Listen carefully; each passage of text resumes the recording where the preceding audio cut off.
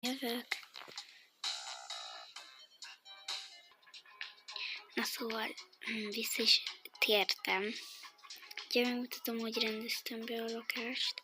Itt van a fürdőszoba, hát még nem tudtam olyan nagyon szépen berendezni, mert még oda a konyhába, a polcra fog menni egy csomó kaja. Csikatsz majd egy videóba. És itt van, na, a szobája, hálószoba. Itt van a nappali, ahol éppenséggel nem kapcsoltam be a tévét, nem tudom miért nem kapcsoltam be a tévét. Így. Szóval igen. Szóval szerintem nagyon jó lett.